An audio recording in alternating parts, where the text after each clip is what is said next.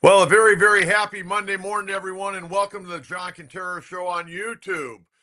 We've been doing this a number of months. We're growing subscribers right and left, working our way towards 3,000 right now. And hopefully, if you haven't already subscribed, you'll go ahead and subscribe today and also like the program. You can follow me on Facebook at John Kentera and on X at Coach Kentera 44. I'll be very honest with you. I wanted to come on yesterday afternoon. There is so much going on in the sports world right now. And we're going to cover Juan Soto. We got Scott Miller, national baseball writer, going to join us this morning at 10 o'clock. I had a nice conversation the other night with AJ Preller that I'll share with you. I got a chance to visit with AJ for about a half hour, just one-on-one at our holiday happy hour party up at the Lucadian. And I'll get into that. And we got so much to talk about. But yesterday, like a lot of college football fans, we were waiting for the playoffs to be announced. And then after they were announced, I sat around and I waited to find out who was going to be playing in this year's DirecTV Holiday Bowl. And the man that made the announcement down at Costera yesterday joins us right now on the John Kentera Show. And that's the CEO of Sports San Diego, Mark Neville, to tell us a little bit about how the Syracuse Orangemen and the Washington State Cougars are coming to the 45th annual DirecTV Holiday Bowl. And Mr. Neville, welcome to the program. I'm glad you suited up for us today. And I know Red Coats.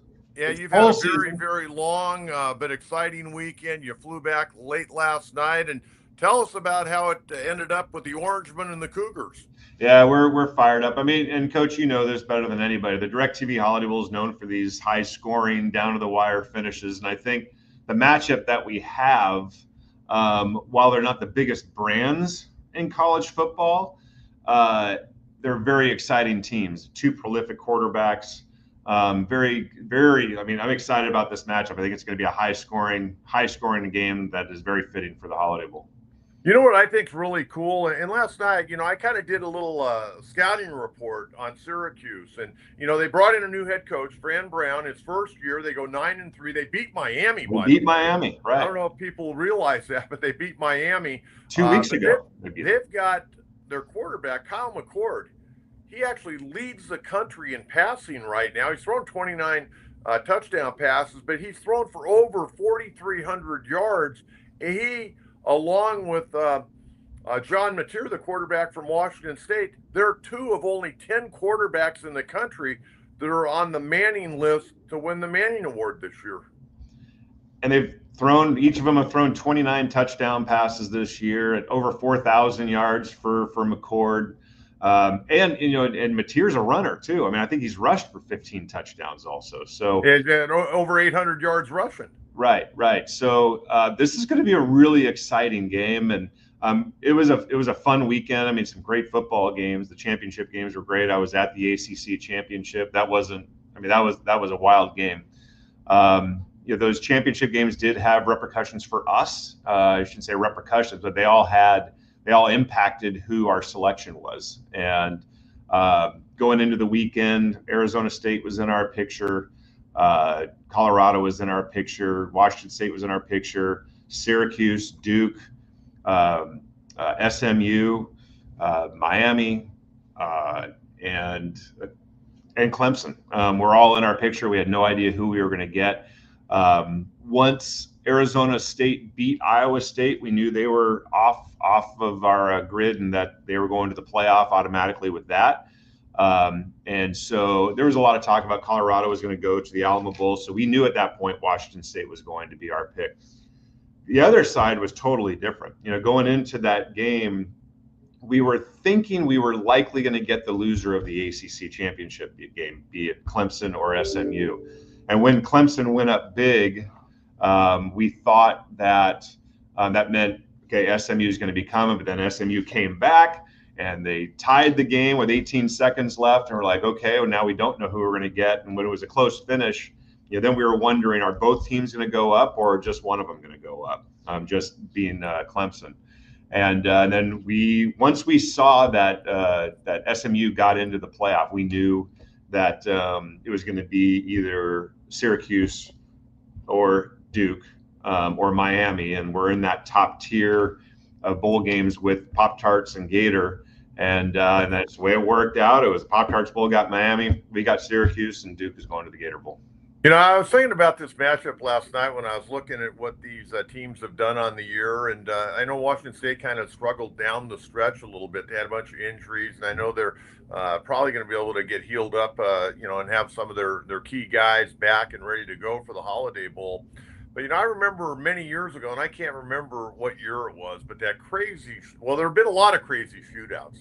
But I always think about that BYU Penn State game that was 1989. ridiculous. And I was there, and guys were catching balls on their back, on the chest, and then it was just crazy. And I'm thinking right now, people in San Diego love the passing game, and that's been the big problem with San Diego State. They haven't thrown the ball, with regularity and being, good at it for a number of years. This is going to be two teams that throw the hell out of the football, and there are going to be a lot of points put up on the board.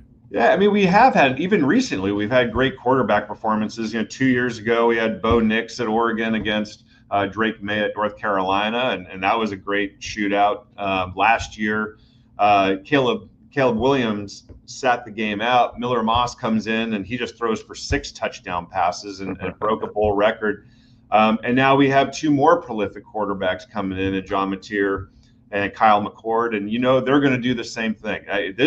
This is an exciting matchup. This is a perfect Holiday Bowl matchup, and I think San Diegans are in for a treat. I think, Mark, and being fair, I think a lot of the casual college football fans probably said, "Oh man, Syracuse and Washington State." But like I said, I did my due diligence last night. I got pretty excited about this. I love to see the football in the air, and I think it's going to be a fantastic Holiday Bowl. And tell us a little bit more about, how folks can be involved. And obviously, we want to sell that out. This is a big deal for San Diego. We want to get this thing sold out, but there are also other events that people can be a part of. Yeah, thanks, Coach. We so there's going to be thousands of people. We're a nonprofit effort. Our whole purpose is to drive tourism. And we use sports as our platform here at Sports San Diego. Like, you were at the basketball tournament, the Rady Children's Invitational. Fantastic. And now the DirecTV Holiday Bowl. We've been doing this for 45 years now. And it's volunteer driven. Volunteers are the ones that are working on this thing all year long. Be a great experience for the guests coming in. And we also want it to be a great experience for our local fans. We need the local support. Like, we really need fans to show out for us to be able to continue to provide the economic impact and the tourism benefit that we've done since 1978. We like to think that we put on one heck of a show. It's not just a football game. We have the pageantry, these marching bands that are coming to San Diego that are going to be in the game. The pregame pageantry, we'll have the flyover, we'll have the skydivers, we have the giant American flag. It's a great tribute to our local military community. Halftime is spectacular. And then something that we added a couple of years ago is the KGB Sky Show. It's been around forever. And now we got the bowl game and the Sky Show returning to Mission Valley at Snapdragon Stadium. The fireworks show is going to be huge. And the way to be able to enjoy all of it is by getting a ticket for the bowl game. And so encourage all your listeners, just check it out. Go to holidaybowl.com, get those tickets for the game. They will not regret it. If you have a company, treat your employees, your family, your neighbors. Just get tickets and enjoy it. We got the Port of San Diego Holiday Bowl Parade in the morning that kicks off all game day festivities. Actually, what starts it off is the 5K, the game day 5K that we do. The night before, you can go down to the Gas Lamp Corridor, and we have the Snapdragon Bull Bash. That'll include the Battle of the University Bands, which is always a treat. A lot of activity. Again, this is an event for San Diego that is put on by San Diegans, and just for their benefit. And so we hope all your listeners join us on December 27th. December 27th, Snapdragon Stadium, 5 o'clock. Don't be late. And if you've never been to a Holiday Bowl, it is something special. It's just a very unique situation.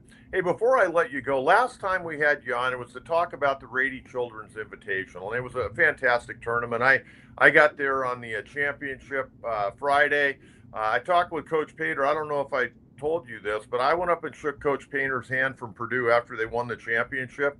And I say congratulations and thank you for coming to San Diego. And his return to me was thanks for inviting us. That tournament was absolutely incredible basketball, very well attended. And my question, go ahead and throw out the 4 teams for next year, because we were assuming the next day we had you on, the next day was going to be the announcement.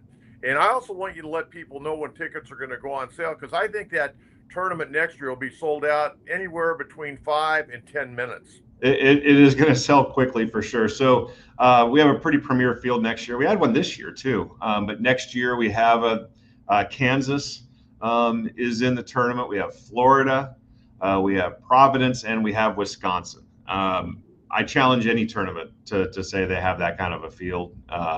Really proud of where that tournament has come. Very proud of our partnership with Rady Children's Hospital. It's really what makes this event special. Having patients as part of the festivities, and the whole fan experience for that is really spectacular. We're fortunate to have Fox as our media partner to help us with that. National visibility. UC San Diego has been a great venue for it. It's perfect size, 4,000 people. We sold it out 2.5 months before the tournament even started. Will likely go on sale right around March Madness time. Of course, those who have had tickets will have priority for those seats, and then we'll open it up. But it'll all take place around March of next year. All righty, Mark Neville. Congratulations. I know it's pedal to the metal now up until kickoff on December 27th. Congratulations. Glad you're back in America's finest city. You look dapper, and I'm sure you got a very busy day ahead of you. Yeah, we do. And let's go San Diego. Let's sell out Snapdragon Stadium for the DirecTV Holiday Bowl. Be well, Mark. Thanks so much for the time this morning. Thanks, Coach. Just looking real quickly at the 2 quarterbacks in this game. Really, I mentioned they're on the Manning list for 2024. There are only 10 quarterbacks in the entire country on this list. And Kyle McCord leads the country in passing, 4,326 yards, 29 touchdowns. It's completed 367 passes, 65.8%. And then you take a look at Washington State's quarterback, John Mateer. I saw this guy play in person earlier this year against San Diego State. He is a really incredible football player. I mean, he's a real football player. Again, he also a finalist for the 2024 Manning Award. He's thrown for 3,139 yards, 29 touchdowns, completing 64.6% of his passes, and he's rushed for over 800 yards. So it's going to be a wild and woolly Holiday Bowl. Again, the DirecTV Holiday Bowl, Friday, December 27th, kicks off at 5 o'clock. Okay, we got a lot to cover. We got Scott Miller coming up at 10 o'clock to talk Major League Baseball, get you caught up on everything going on in the winter meetings. But I want to update you on our party. You've heard me talk about the holiday happy hour. It was the 10th annual. It was my dad's old bar, the Leucadian. And we had a cast of characters again this year. We invite everyone, you fans. We had a lot of John Kentera fans show up that have been listening to me for a long period of time. Some of the dignitaries that showed up, we had a ton of them, and I may forget some of them, but Buddy Black, the manager of the Colorado Rockies, was there. AJ Preller. I'm going to get back to AJ in a minute because I had a great conversation with AJ for, 20, 30 minutes. It was a fantastic conversation. Lee Hacksaw Hamilton, Ted Leitner, Rick Sutcliffe, Katie Temple, a former TV personality, Jeff Dotseth, who been on the radio for many years. And there were just a bunch of people. That came out, support the Jay Paris and John Kentera holiday happy hour get together, and everyone's invited next year. Just remember this. I've had people call. Mark Kotze texted me on Friday morning, the manager of the Athletics, and goes, "Coach, I can't make it. I'm on a plane right now. We're having a press conference," because they signed Severino and they had the press conference on Friday up in the Bay Area. So he couldn't make it. We had several guys that normally come that Dave Roberts was in Okinawa. Dave Roberts normally always comes. In fact, last year he came after meeting with Shohei Ohtani at Dodger Stadium. He drove straight from Dodger Stadium to Leucadian for our party. But it was, I don't know, we had probably 250, 300 people show up the other night. And it was just a fun time. But I talked with AJ Preller, and I hadn't seen AJ in a long time. And we shook hands. I go, hey, man, you got to give me a hug. I haven't seen you in a while. And we started talking. We talked a little bit about Soto. We talked about Bogarts. We talked about the team. We talked about, Ethan Salas. We touched on everything. And I said, man, you got to get a catcher this week. He kind of smiled. He goes, Salas ain't that far away. I go, AJ, he's 18 years old. And we talked about Bogarts. I go, what do you think about Bogarts? Is he going to be the shortstop? And he goes, he very well may be. And you know what? I'll be honest with you. I think AJ's fine with that. I told him, and this was me talking, not AJ. I said, AJ, I think he can still play shortstop. He can make the routine play. He can get the job done for you. I go, I think he needs to get in a little bit better physical shape. And what I mean by that, I think he needs to lose 10 to 15 pounds. That's me talking, not AJ. And we went on and just talked baseball. And I've always said, I don't know if I could work for AJ Preller. I know this. I really like him a great deal as a human being. I have always liked him, and him and I have always gotten along. The reason I probably couldn't work for him, because I do like to sleep. He doesn't like to sleep. He's always on the telephone. And that one was great. I said, hey, thanks for coming. He goes, Coach, I want to come to this party every year. He goes, the problem is there have been some years where the Padres had their Christmas party or we had to leave for the winter meetings early. He goes, I love coming to this Christmas party. I go, thanks. He's a good guy. He was with a bunch of guys I knew pretty well from Torrey Pines High School, actually. And we had a great conversation. I felt really good about our conversation. I felt really good about what he's going to try to get done at the winter meetings. They got underway yesterday. And, before I really dive deep into the winter meetings, and we got Scott Miller coming up at 10 o'clock, and we'll get his opinion on Juan Soto. But I got to mention this. I mean, Soto's deal is ridiculous. Absolutely ridiculous. This guy's a 285 career hitter. I know he averages about 29 homers a year and 85 RBIs in his first 7 years in the big leagues. He's a talented offensive player. Don't get me wrong. He's a talented offensive player. But this is a ludicrous contract. I mean, seriously, 15 years, $765 million. Are you kidding me? And reportedly, he's going to get a $75 million signing bonus. I mean, I realize that Stephen Cohen, the owner of the Mets, wants to win, but this is ridiculous. This guy, to me, is a one-dimensional player. I'll give him two dimensions. He's got good power, and he's an outstanding hitter when he swings the bat. He walks a lot. It'll be interesting to see how he does at Citi Field and how he does now that he has this long-term contract. He's going to be a little bit more aggressive, or is he going to still do the Juan Soto shuffle and look to walk a high percentage of the time? I mean, the guy doesn't run well. He's not a guy that's going to be a stolen base threat. He's probably a below average outfielder. His arm's okay. But I think he's going to be a DH here in about 5 or 6 years. And you got him for 15 years. I was thinking about this. And Manny Machado, Manny, I think career average right around 284, somewhere in the neighborhood there. And Machado's a Gold Glove guy. Even though he hasn't won a Gold Glove with a pie, we know he plays Gold Glove defense. And I'm thinking, Manny Machado's making $350,000 on this updated contract that he signed a year ago. And Juan Soto is I know he's only 26 years old. I get that. But for crying out loud, $765 million. He wasn't even the best guy on his team last year with the Yankees. Aaron Judge was. And what'll be interesting, couple of things. Aaron Judge. Who's going to hit in front of Aaron Judge this year? What kind of pitches is he going to get? And the same thing I'd say with Soto. I guess Lindor will probably lead off and Soto will hit behind Lindor. So maybe he'll get, some better pitches. I don't know. I don't know what else the Mets are looking to do right now. But $765 million. And you know what?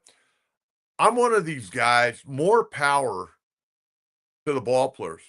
And I say that, I don't work as an agent, but I do have a certification where I can represent players to sign amateur. Like if a guy was coming out of high school, guy coming out of college or a guy got released. I've got the ability to I'm representation. I pay my fee every year to the Major League Baseball Players Association to be able to counsel players.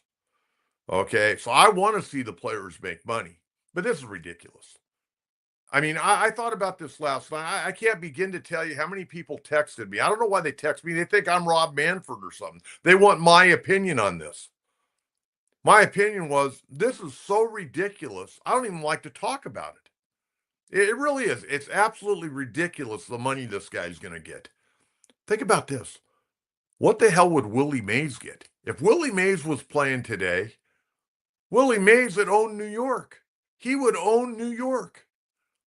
I mean, I've never seen a more asinine contract in my life.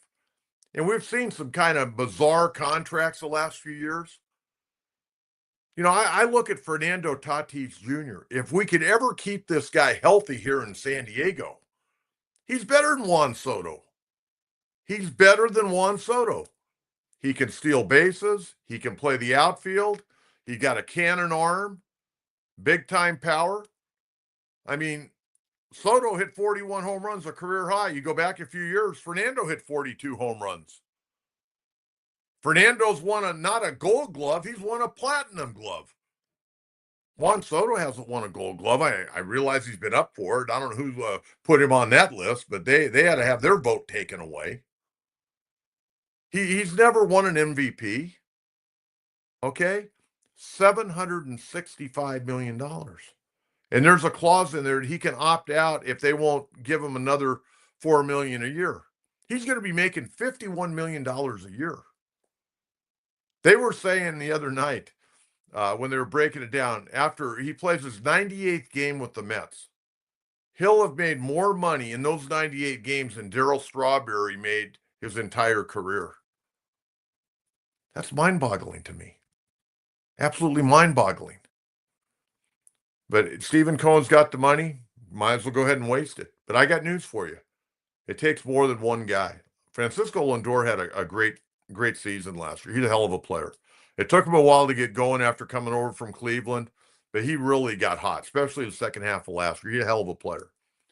But the other thing that bothers me about Juan Soto, and I enjoy watching him hit, but when he was in San Diego, I think he was an energy sucker. I think he really was. I think everything was about Juan Soto. And I think the other guys on the team, you know, they tolerated him. And, you know, I really thought last year, addition by subtraction. And by the way, I think now we can fairly say that A.J. Preller won that deal with the Yankees. Now that Soto was only there for 1 year, we get another year of Michael King. Kyle Higashioka gave us a hell of a year. He moves on to the Texas Rangers. Johnny Brito gave us some innings. Randy Vasquez gave us some innings. We were able to trade Drew Thorpe to get part of the Dylan Cease deal. So I think AJ won that deal. I'd like your opinion on that. And after Scott Miller, we'll get to some of your questions today. But the Soto deal really bothers me. It really bothers me because he's not the best player in baseball. He's not the best player in baseball. We'll get to one right now. Brian F. MLBPA, huge winners with that contract. All free agent contracts just went up. Maybe, but they're limited how many teams can pay that kind of money.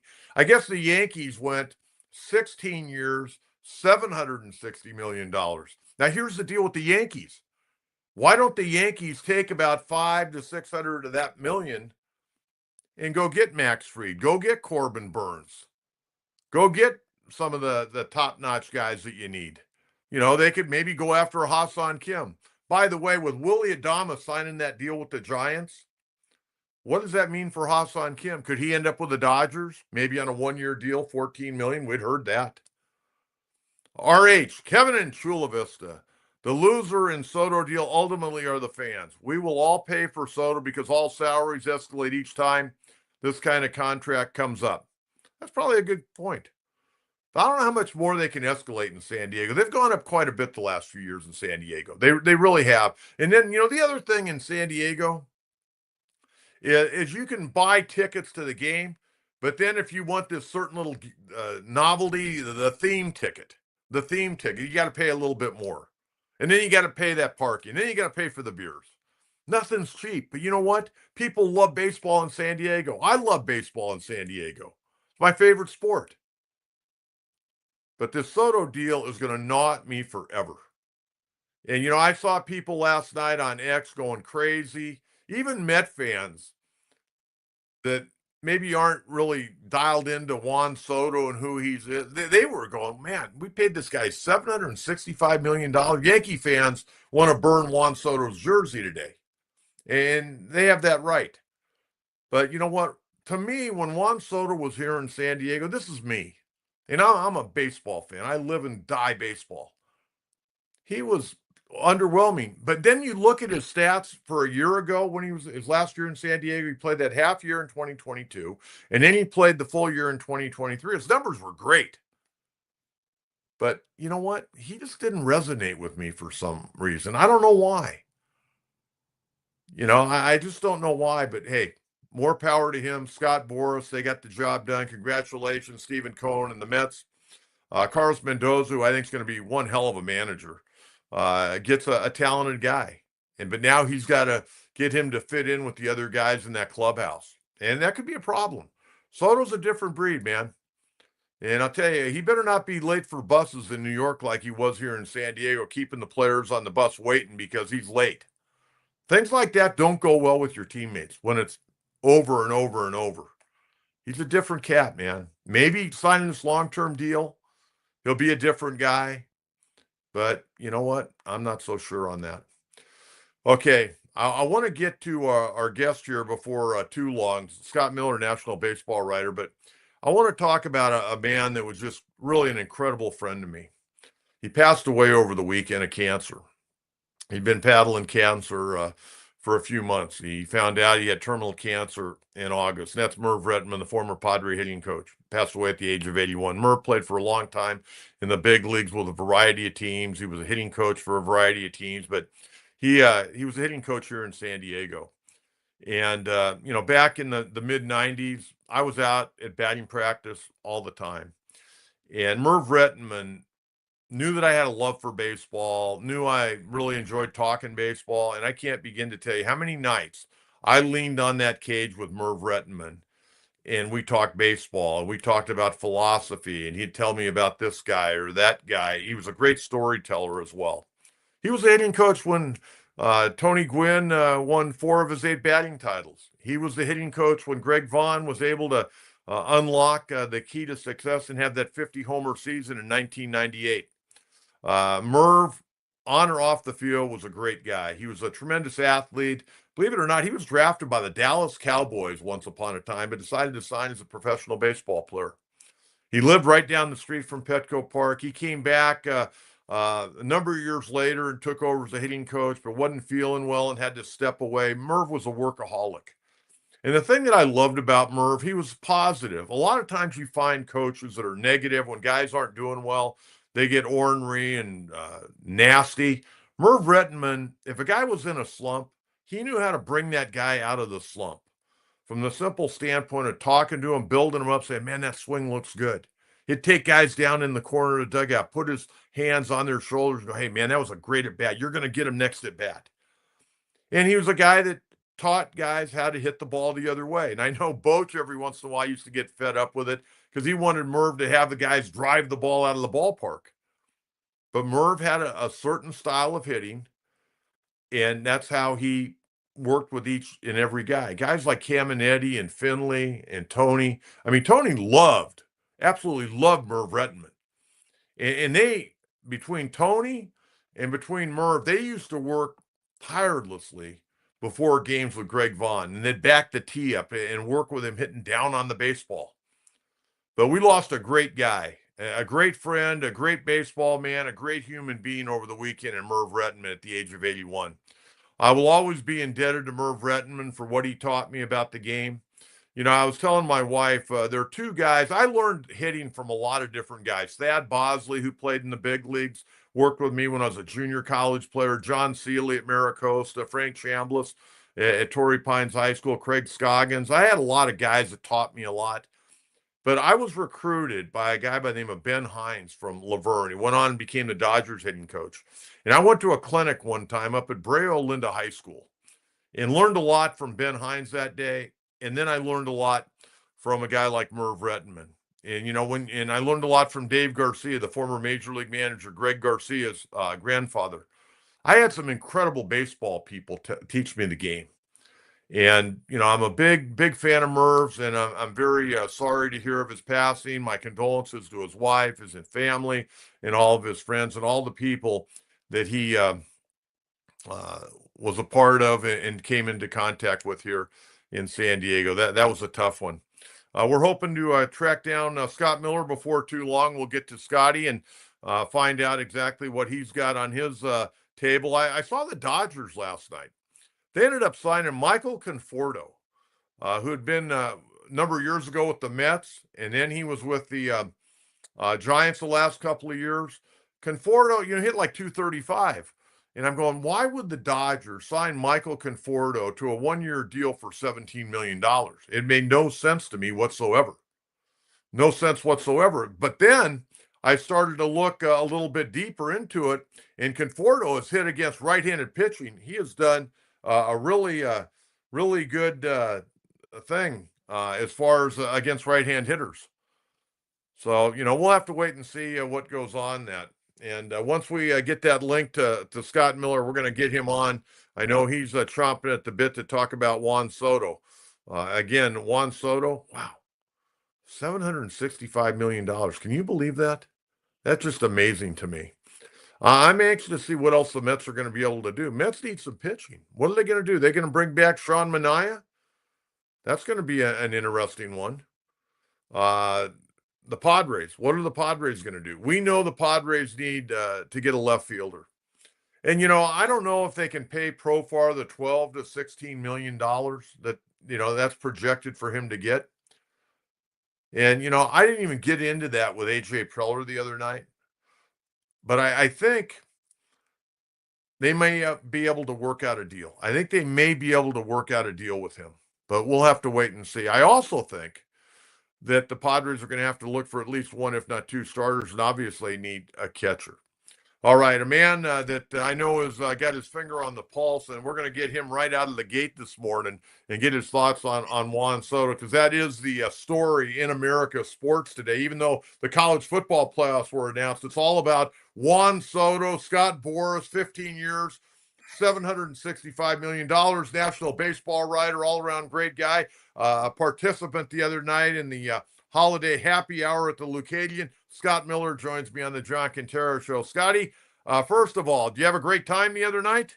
I did, yeah. It was always fun seeing, baseball people, local friends, and yeah, it was good. I mean, it's very Rick Sutcliffe, and your toast of Barry Axelrod was very touching. Our late great friend, the agent Barry Axelrod, and yeah, it was nice. I hadn't, really seen AJ Preller in person since the season ended, and Bud Black, yourself, of course, and everybody. It's always a good gathering.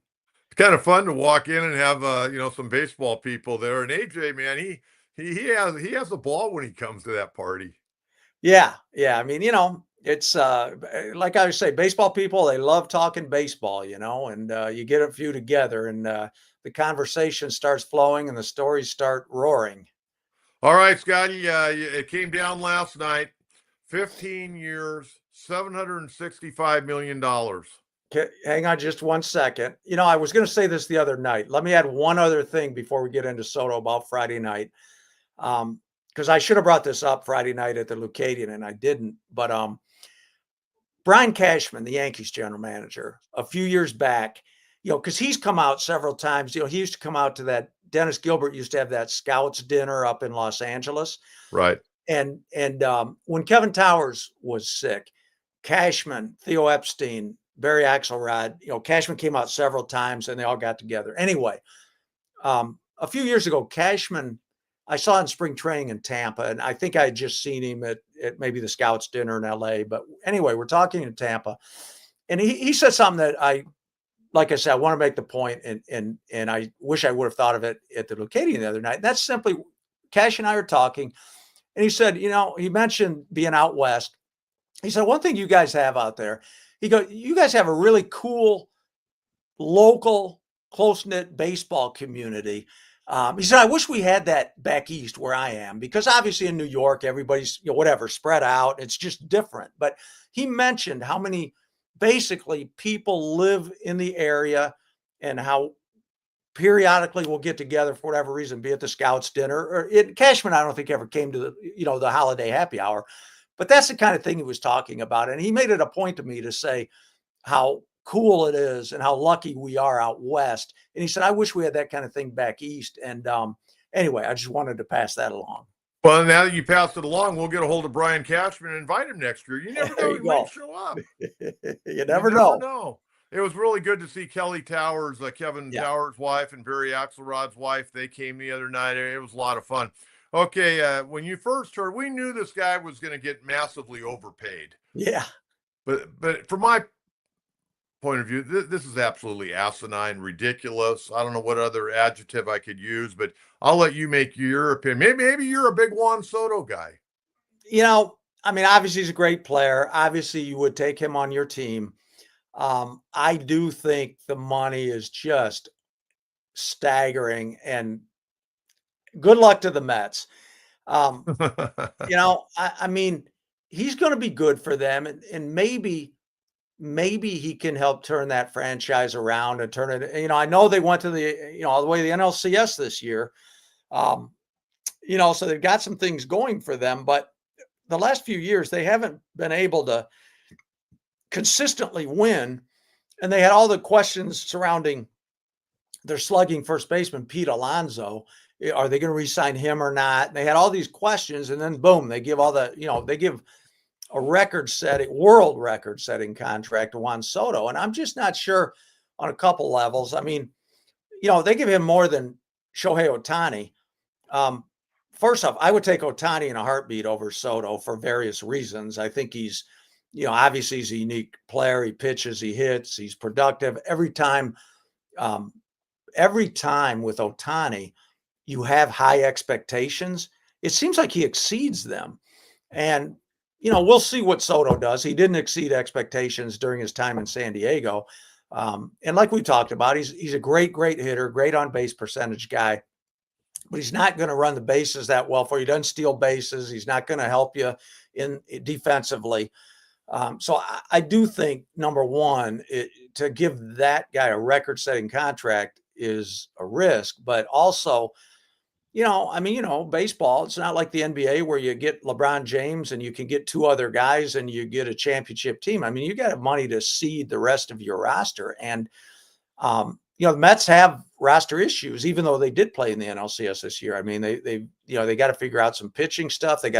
If they lose Pete Alonso, if they don't re-sign him, they've got first base issues and middle of the lineup issues that they're going to have to figure out in addition to Juan Soto. So, but part of it is, their ultra rich owner, Steve Cohen, he wants to get some of that attention in New York back from the Yankees. And, that's the one unique aspect in New York. The Mets are always trying to take the back pages away from the Yankees and the tabloids. And one other thing, the Mets attendance has declined over the last couple of years quite a bit. So, aside from the baseball stuff, Steve Cohen is trying to juice that franchise and make it relevant and put some buzz into it. From your standpoint, what do you know about Juan Soto as a teammate? I thought he was a little bit energy sucking here in San Diego with his teammates. Yeah, I do think we got a guest star here. You got a little friend back there. Yes, Mavis. That's Mavis. All right. Yeah. Excuse me. Soto, in 2019, he was fine with the Nationals when they won the World Series, and he helped them get to the World Series, helped them win the World Series. But I thought same thing. He was energy sucking in San Diego. And, when you put a bunch of alpha dogs into a clubhouse, you had him, you had Manny Machado, you had Xander Bogaerts, you had, all kinds of, when you get those alpha dogs, sometimes those personalities don't mesh. And, we'll see, with the Mets. When you give Soto that kind of money, I mean, he's going to be the king of that clubhouse. So everybody's going to have to, kind of fall in line behind him. So maybe it's better there than in some other cities. He seemed fine with Aaron Judge and Giancarlo Stanton with the Yankees last year. Obviously, they had a really good year. And, as much as I think with the Padres, they were better this year once they got rid of Juan Soto. I mean, obviously, he helped the Yankees. So, we'll see what he does with the Mets. But I think when you give that kind of money to that guy, you're designated him. You're the guy. So in terms of him getting along with the rest of the clubhouse, we'll see. But he's also going, while I say everybody's going to have to fall in line behind him, he's also going to have to set a winning tone, and we'll see how that goes.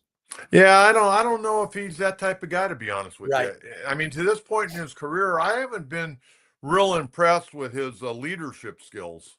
No, I mean, because again, with the Yankees last year, I mean, Aaron Judge is the clear leader on that team. What about Lindor with the Mets? Yeah, and that's another good point too. So, one thing I don't know, and I'll find out, but Soto and Lindor, what their relationship is, if any. I mean, maybe they've gotten to know each other, behind the scenes and over the years, and maybe they're good friends. Maybe there's a rivalry there. We'll see how that goes. But you're right. I mean, Lindor is the leader of the Mets. I think even you could argue maybe Pete Alonso a little bit in the last couple of years, but I think it's hard to get away when you're a shortstop like Lindor playing that premium position. Lindor's the guy that was in the MVP talk at the end of last year before he hurt his back. He kind of made that late charge. He's the leader. So, we'll see how it goes. All right, Scott, let's bring it back home here to the Padres a little bit. What are you hearing? And, we talked with AJ a little bit the other night, but we were going to, question him up and down. It sounded like, he's content with Bogarts playing shortstop if something doesn't else, pop up via a trade. But, what are you hearing on the Padres right now? And you think they'll be active this week, or you think he and his staff are just kind of going through the feeling out process, possibly for some trades? Well, I think probably a combination of things. I think it's a little too early in the winter for AJ to be too active. But that said, we know he's got a long enough track record in San Diego. We know he's going to be active this winter. I mean, he does not sit and just say, well, we're throwing last year's team out onto the field next year. I mean, he's creative.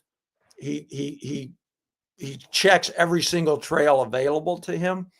So he'll be active. I just think this week, not so much, because, if they were spending the money like they did a couple of years ago, then maybe he'd be active this week. But I think in their position where, they're not having to cut like they did last year, but it's not like they're going to go out and sign another $300 million player. So I think, he'll be very active in talks this week. I don't anticipate a lot of signings or trades or roster maneuvering from him until a little bit later in the winter after some, Soto and some others find their homes. Then you check the landscape when everybody else is looking to see what else is left, what else is out there. To me, that's when I think AJ is going to strike this winter. Okay, I got to go back to Soto just for a minute. I got this on my mind, okay? I said before you came on, if Fernando Tatis Jr. could ever stay healthy for 150 games, I think he's a better player than Soto. He can do more. He's already led a league in home runs. He had 42 home runs, one more than Soto hit last year for the Yankees, which is his career high. Fernando hit 42. He's not won just a Gold Glove. He's won a Platinum Glove. He can steal bases. He got a cannon arm. He can do it all. I think the Padres got the better guy. The problem is he can't stay healthy. Yeah, that's the thing. And that's always really since Fernando's rookie year, right? I mean, he had the stress reaction in his lower back. He had the shoulder subluxation thing. And then this year he had the stress reaction in the femur. That's the big worry with Tatis. And that's all had me concerned from the beginning. And what is he, 24 now? I mean, he'll be 26. Him and Soto are very close in the same age. So, but I bring that up because, 24, 26, whatever, mid-20s, to have two stress reactions in your bones, your lower back a few years ago, and then the femur this summer, that's a bit of a red flag for me. If you're in your mid-20s, your bones should be holding together better than that. So that to me is the biggest thing going forward with Tatis is going to be his health. I agree with everything you just said about if you give me a choice, a healthy Tatis, nothing else to worry about. Healthy Tatis, healthy Soto. I take Tatis for reasons you just said. He's a legit 5-tool player. Juan Soto, I don't think is. His arm, his defense, his base running. He's an awful base runner. He really is. Yeah. He's not great. I agree. You're right. So yeah, I think I thought the trade about a year ago when AJ sent Soto to the Yankees, I mean, getting Michael King back, getting Higashioka back. I mean, they picked the Yankees pocket. I know it sounds silly because Soto MVP talk, all that stuff, and he helped him. But for what the Padres needed when they were cutting salary, I mean, he got 3-4 players that produced last year versus just one in Soto. And, Soto, he's just not as well-rounded as Tatis. And I would take Tatis. Like I said, the big question is going to be the health. I said earlier, AJ ended up winning that trade. He won that trade because Michael King was dynamic. Then one of the guys they got in that deal, Drew Thorpe, they packaged him to go to the White Sox to get Dylan Cease, along with, Higashioka and, the entire crew. Padres won that trade. Yeah, I agree with you. Totally did. I mean, if they don't put it this way, if they don't make that trade and they had Soto last year and not the other guys, I don't think they would have won 90 games. Scotty, the other morning I woke up and I saw the Dodgers sign Michael Conforto to a one-year deal at $17 million. And my first reaction was, why? Right. But you know what? I looked a little bit deeper into the numbers. His overall numbers weren't great at 235, but this guy swings the bat pretty well against right-handed pitching. Yeah, exactly. And it kind of, he fits into when they had Jason Hayward the last couple years before they let Hayward go.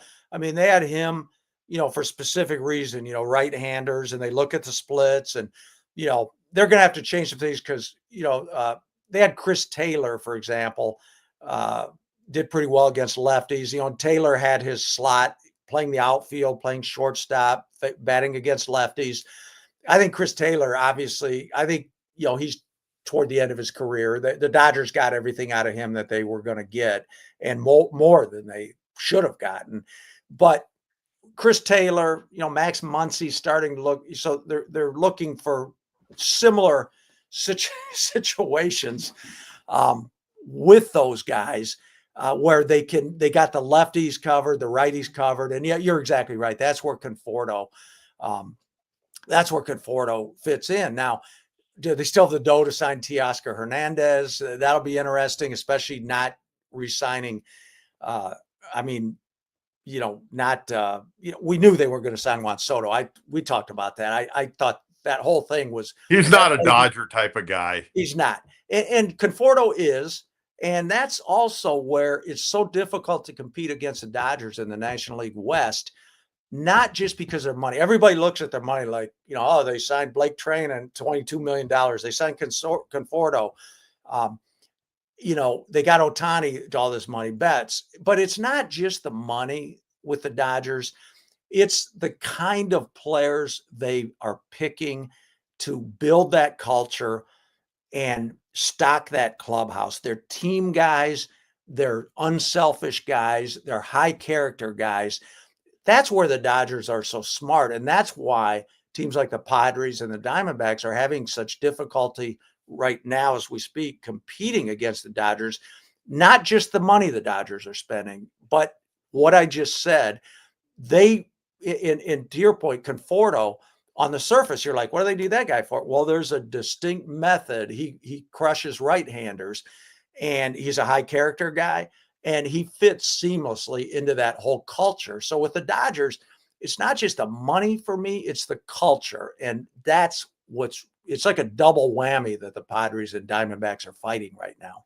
Okay, it could be today, tomorrow, it could be Wednesday, but sometime this week, apparently, Roki Sasaki is going to be posted. I saw something that he might have been posted this morning. I'm not sure, but yes, he's about to. Okay, well, Yeah. he's going to be posted here in the next 24 to 48, 72 hours, whenever they make the official announcement. One day he's going to the Dodgers. Next day the Padres. Next day we heard the Pittsburgh Pirates. Yeah. I mean, what are you hearing right now? Not that anything we're hearing is accurate, but what are you hearing? I mean, I hear Dodgers and Padres a lot. I think that those two teams, it's been interesting between Ohtani and going back to Ichiro, Yamamoto. There's a pretty good exodus of really highly talented players from Japan that land on the West Coast. I know not everybody. Hideki Matsui had a great career with the Yankees. Daisuke Matsuzaka. There you go. There's another one. Boy, I have to say, I did not shed tears when he left the Red Sox and when he ended up being done over here, because he was like the human rain delay watching him pitch. Daisuke took forever. When he pitched, you knew it was going to be a 3.5, 4-hour game. But anyway, so Daisuke ends up in Boston, Hideki Matsui with the Yankees. But in recent years, so many of these Japanese players have landed on the West Coast. And it makes perfect sense because when they go back home to Japan, obviously from California or the state of Washington, you shave about 4 or 5 hours off of the flight home to Japan versus if you're playing in New York. And I think back then the Yankees and Red Sox had it going so much. They had money, they were winning. But now it's kind of flipped. We've seen money teams on the West Coast, the Dodgers, what the Padres have been spending. We see money on the West Coast and we see winning on the West Coast. So if you're Sasaki or like Ohtani, you can land in California and get yourself to a World Series or pretty close to it. And so I think Sasaki's going to be another one that lands on the West Coast, but you never know. Maybe those Pittsburgh Pirates will surprise us. Hey, a couple of other questions. I do want to mention the two new Hall of Famers. One of my favorite players of all time, the Cobra, got in. We'll talk about that in a minute. Now that Soto is signing, how quickly do you think guys like Corbin Burns and Max Fried may be off the board? I think it could be this week while the winter meetings are going in Dallas. I think, once you get that first top signing off, guys start to line up. And, I mean, God knows I've covered my share of winter meetings where all week long, all we did is speculate and talk about rumors and nothing happened. And it's just boring as all get out. I really would love to see baseball. And I know it's a fight with the players union. It's the whole free market thing, but I wish baseball set a deadline on when free agents can sign, because I think if there was like the free agent frenzy like we see in the NBA, it'd be great for the sport. It'd keep interest in the sport. As it is now, past few years, things have gone so slow in the winter that, baseball fans, even hardcore baseball fans, end up drifting over to watch the NFL and other things because they're like, oh God, it's like crickets in baseball in December and November, December, and January. And, I'd love to see a free agent signing deadline. But that said, without that, with Soto signing, I think there'll be some guys lining up. And I wouldn't be surprised if we get 2 or 3 more big ones by the end of the week. How about if I said that I think on opening day of 2025, Nolan Arenado is going to be wearing a Dodger uniform? Well, what would you say about that? I think with the Dodgers, anything's possible. Opening day 2025. So you're saying this upcoming year? Yep. As we know, you and I both know, Arenado's an Orange County guy. He's a Southern California guy. El Toro High School. El Toro. It's going to be interesting. Max Muncy's future with the Dodgers is going to be interesting. I got to double check. I think another year or 2 left on his deal. That's, I think, the biggest thing that might stand in the way of Arenado landing in LA. But you could certainly trade Max Muncy and open up a spot at third base for Arenado. I think, Muncy had such a rough World Series. He's always been a streaky hitter, but he was like 0 for 14 with 10 or 12 strikeouts in the World Series. I mean, he was not competitive at all. And while he's fit in with the Dodgers, I don't think given his age, he certainly helped them, obviously, to 2 World Series, 2020 and in this past year. But I think you could say he's going to be more of a short timer in LA at this stage of his career. He's certainly not a long-term answer. And as creative as Andrew Friedman and his crew are in LA, nothing would shock me if Arenado ended up at third base opening day for the Dodgers. I'd say, yeah, that fits. All righty. I was anxiously waiting. It was a great weekend in Yeah. sports. There's so much going with college football, and you got college basketball going, and the winter meetings and Soto signing. But the Classic Baseball Era Committee voted in Dick Allen and the Cobra Dave Parker. It was amazing to me.